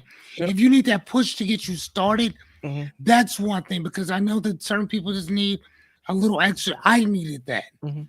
But what we're not going to do is hold your hand every single step of the way from right now to like the next 3-4 years. Because if Brian's not available and you're like, well, I'm not doing it because he's not here, then he's doing you a serious injustice and we're not helping you. Our job is to help. Our job is to work ourselves out of a job. Mm-hmm. I can hop on right now because Brian taught me how to do this. Like literally. So you can go into it. Is it Axe Fearless? I have 100 and actually probably almost 200 videos on there, half of which I did on my own for myself. I did it every single day for 100 days for an hour and a half every day. You are nowhere near going to do that. So what I would suggest for my guy, same thing a friend of mine told me, 15 minutes, talk, what was it? 15 days, 15 minutes, talk about whatever you got going on, and that's it. Keep it short, quick, and simple for 15 days. That's it. Hop on, turn it on, talk for 15 minutes, get off. And that's what I'm saying. That's just me though. Brian got 3 days. I'm just saying 15 because at least then, like it's a consistency. Now again, if you asking me, I would tell you to do it for 90 days. That's just me. But when I do stuff, I go so far out there, it's crazy. So you're not gonna do what I do. My thing, do that. my thing is, and this is the philosophy behind it, Fearless. Psychology is, for me at least, it's shit or get off the pot.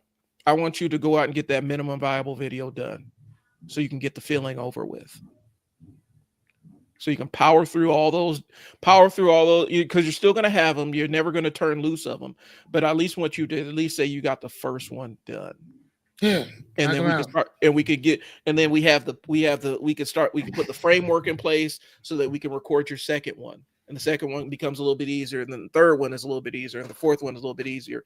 But at least we have a framework and a methodology for how we're creating these things, so that all you got to do is just sit down and institute the framework and you're creating stuff. And I think what happens is, and this is what I'm from interviewing, because this is what I've been doing in my office. This is what I've been doing when I'm not on here. Is talking to people and saying, what's your barrier? What are you holding on? Why don't you, what is the thing that's keeping you from pressing record? What's the thing that's keeping you from turning on the camera? And asking them what it is. And it ends up becoming a lot of excuses about being perfect out the gate. And so I'd rather rush you through the frameworks and get you to where you're actually producing a video, and then we get it over with, and then we figure out how to make it better for next time. So that's why I'm saying a 3-day sprint.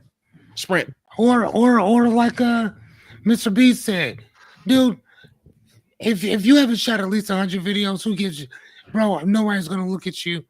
No, the first 100 videos, it should just be you. Just getting on camera. Yeah. First 100 videos. I did that. 100 videos, 100 days, no days off. For what was it? From 8:30 to 10 o'clock, sometimes over. Mm-hmm. And I gave a different presentation every single night for 100 nights. Shut that shit down, man. Turn the goddamn camera on and just get started. Ain't even that serious, man. But again, though, I think that if it's for you, you're going to make it work. If it's not, then it's not. Go off and go do something else. Nobody's the wiser. You know what I'm saying? Mm-hmm. Like, that shit's out, man. Either show up or don't. Well, and that's what this is. It's just a pathway. Get you started. Right. Get you started as quickly as possible. And then when you're gone, guess what? Nobody's gonna give a shit about your videos, champ. Nobody. That eventually, I think, and I'm just telling you what I think. I think eventually, YouTube's gonna cost money. I strongly believe that. I think that it's gonna be just like it costs money now to watch it without commercials, which I've had that for years. I will never go back and watch commercials. I think that eventually it's going to get to a point where if you want to be a streamer, it's going to cost you. So if you want your stuff up there, you might want to get started now. Yeah. Well, while it's still free. Because like Gary Vee was talking about, eventually it will not be. And I'm telling you, you're going to pay it. Yeah. Whatever that price is, you're going to pay it. Well, and I think people are understanding, because I think there is a generational thing where people don't understand like YouTube or how this stuff works. The generation coming after us, this is all they consume. This is how they consume their media. You're talking about the Z. Yeah. Generation Z. It's rare to get them to sit down and watch something on a television screen. It's really rare. More times than not is watching it through their phone. My kids will sit there and watch television shows and movies through their phone. It drives me nuts. I couldn't do it. Like, you got a whole TV right there. It drives me nuts. I don't understand how they do it, but that's how they consume it. And so these platforms out there exist if you want to get into the space. And I'm not even talking about, because I think the other thing is I have to clarify. My offer isn't for if you don't have, like, if you're not trying to learn how to create content as a business owner, this may not be the right offer for you. Say that one more time. If you're not trying to learn how to create content as a business owner to drive business, this probably ain't for you.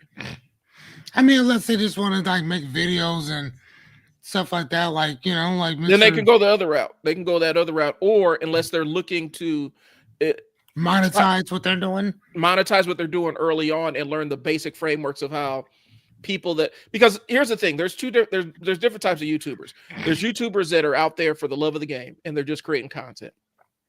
There are YouTubers that this is their business. And so they look at it as a business, which is what the head of YouTube said that you need to be doing. And then there are business owners who are on YouTube and they use YouTube to drive business to themselves. I'm sitting in that last space. And so that's what I'm trying to teach people how to do.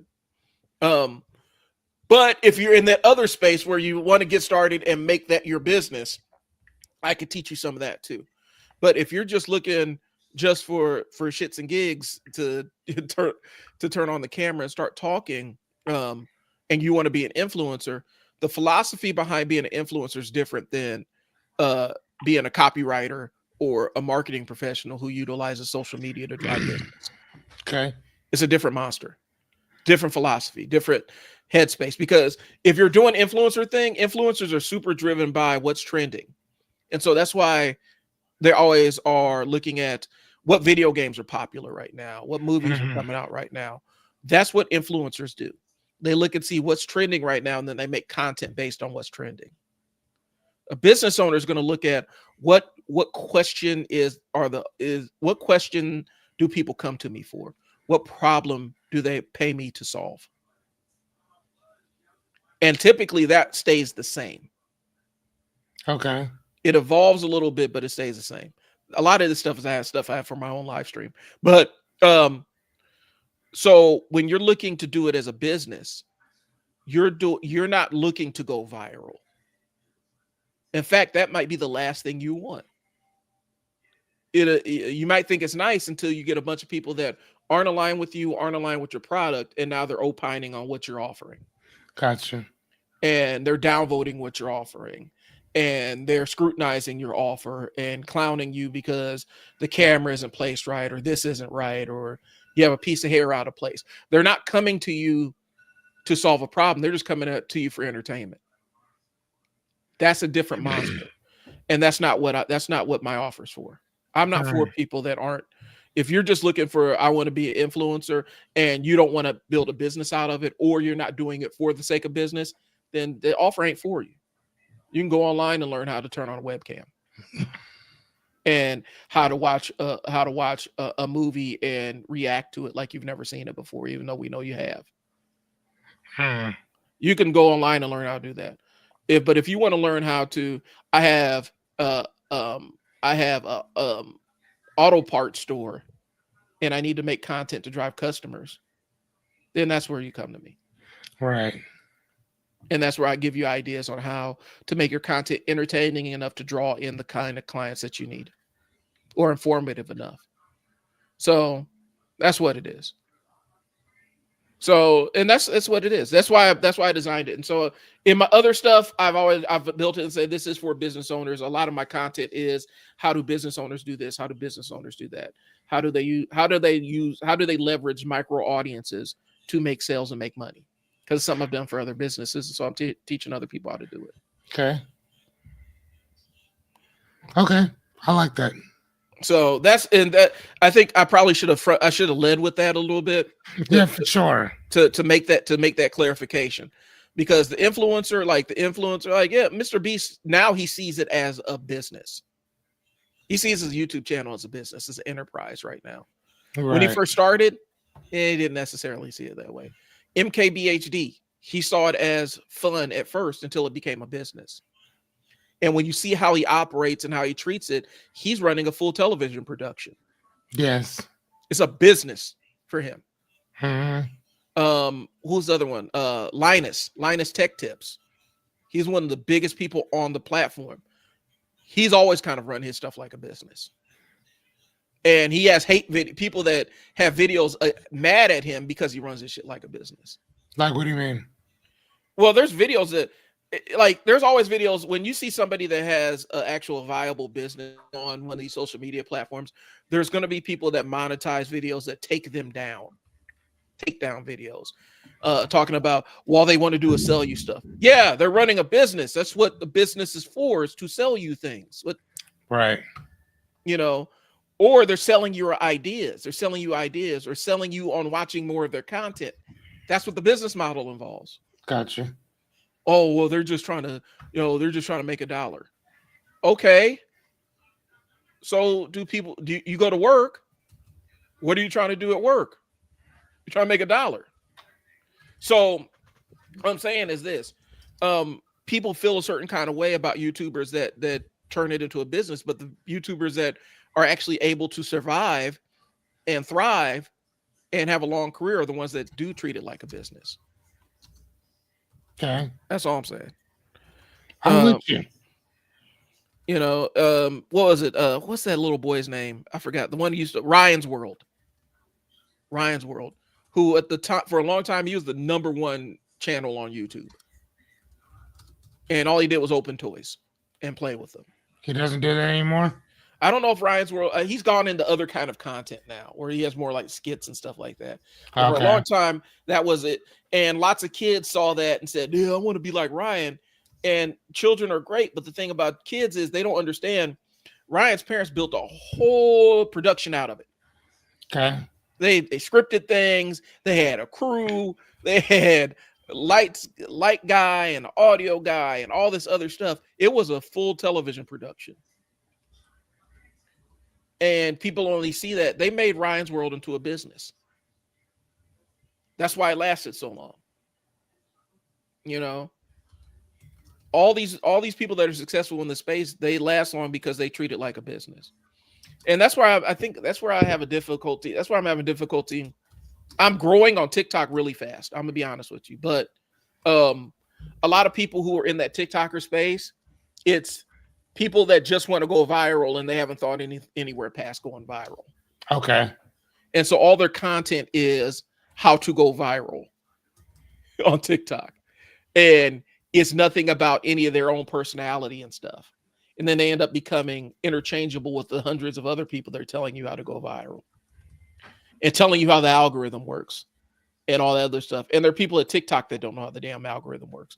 There are engineers that work on the algorithm at TikTok who couldn't tell you fully how the algorithm works because that's proprietary information and TikTok would never let them know all aspects of how this thing works.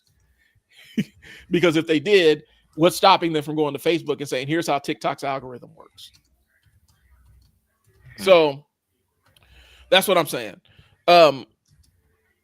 But they're not looking at it as a business. They're looking at it as how do I become an influencer? How do I become famous? Okay. I don't want fame. I want money. Give me the fortune, keep the fame. You know what I'm saying? Right, correct. Yeah, I don't give a fuck about that. That people like here's the thing. I don't mind being known for something. That's one thing. Yeah. If I have to be always on camera, always this, that, and the other, you know what I mean? Yeah, that shit's kind of weird. I don't like all that. Right. Like yesterday, I was sitting there. I had actually get a new EIN for something for a business venture. Like I said, that's what I spent my time on, and it was for my online content to collect money. And so I spent a lot of time, like I spent hours out of my day getting all that stuff set up, getting all the systems in place because I'd made money before I was expecting the money to come in. So I had to set up the system and framework to actually take the money that I had been paid and move it to my bank account because I hadn't set up the system for that. I did this with a micro audience, with a super small audience, but it was intent. There's an intent behind it. And I think a lot of times when people sit down and turn on the camera, they ain't got that level of intent. They're just looking to start talking, which is fine. But if you're looking to do it for real and take it seriously or make money off of it, you have to adopt a different mindset. And a lot of adopting a different mindset is we don't wait till January 1st to change shit.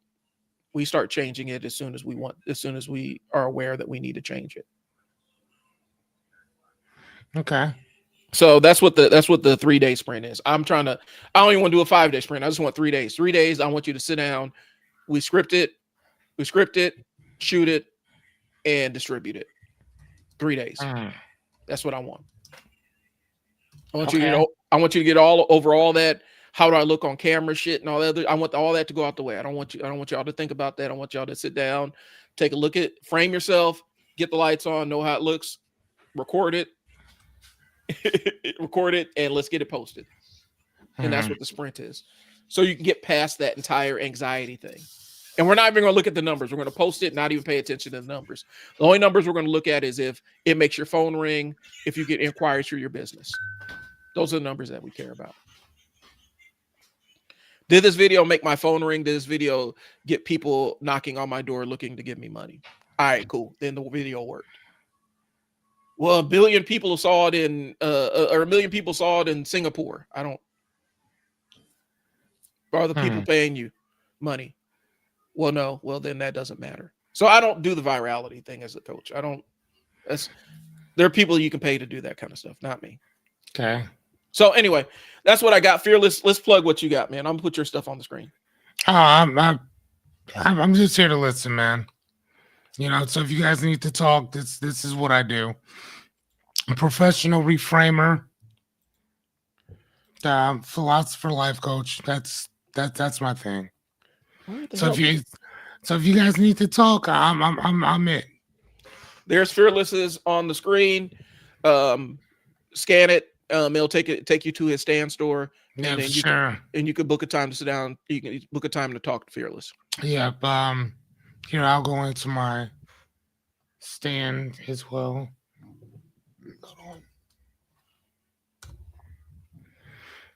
Hold on. Yep, I'll log in. What's my boom? All right, here we go. Where we where we at on my store? Oh, it's not on the screen yet. Is it? No. Nope. Hold on, let me get you guys share screen. Boom. Bam, there you go. Hit me up. Or what is that? Is that my QR code up there? Well, click. Okay, so go. I want you to go up to where it says stand store and click on that up in the corner where it says call Fearless, and we could show you, because you're showing them your dashboard, your stand store dashboard, the back end of your stand store. Show them the front end of yours. Yeah, I don't know how to do all that. Well, that's what I'm saying. Go. I'm telling you, go to where it says up in the corner where it says stand store / call Fearless. That's what you want to show them. Boom! Ha ha ha! I didn't even know what the freakers I was looking at. There it is. So that's what they're going to see. So when you go to Fearless stand store, that's what you're going to see. Yeah, boom. I like to keep everything simple. All right, and I guess I'll pull mine up here. I had to reset this one from yesterday. I had to reset the whole thing or whatever, which is kind of funny because it doesn't show any of my sales or nothing. I'm like, I don't care. Let's just put the thing back up there. Yep. Or whatever, like I said. So I had to reset it because something happened. I don't know what it was. I had to send them an email and all kind of stuff or whatever. So they literally just reset my whole thing. So I had to go back in and reset everything. Okay. So, guys, if you want, this is click the QR code is for Fearless's stand store here. I'm about to throw mine up on the screen. Yeah, for sure. So click on there. This is for me, and I need to share a screen for mine. One thing I'm building right now is I built a tool. I got to change a couple of things on the front end. I built a tool that helps you write content. So it'll spit out an outline for you based on the keywords and what niche you're in. So this is my stand store right here. I got my 5-minute video scripting system here. Content to Cash Machine, which is basically I'll give you the basics of lighting, audio, and video, which is a self-contained course. I have a tool that helps you pick the right platform. Oh, nice. I have my social media templates that I'll be editing here shortly. If you want a clarity call where I sit down and actually go through your social media live with you, we can book a time to sit down and talk, and I'll do a clarity audit with you. I have my YouTube channel, and then I have my school community, which is growing by the day. I got a couple people in there that are looking to start making videos, and so that's why I'm putting together this sprint to get them rolling. And if you just want me for an entire day to sit down and go holistically 100%, take a deep dive into your marketing and all of that stuff. And you can, I can provide you recommendations and provide you a plan. I have my VIP day. And so you can schedule that out and just kind of book me for 4 to 6 hours, and we can just sit down and I can go through all your stuff. So that's what it is. This is why I'm shutting down my agency, y'all. I'm shutting down a lot of my marketing agency stuff to actually teach y'all and put y'all in the position to do this stuff yourself. Good stuff. I like it. So that's what I got, guys. Anyway, Fearless, you have anything else, man? No, I'm good, right. man. All right. So enjoy your days off if you get them, whatever you celebrate. Make sure that you spend it with your family. Enjoy your time. Spend it with people you care about. We will get to you guys next week. It's Brian and Fearless with the Trial and Error podcast. We'll talk to you guys later. It was just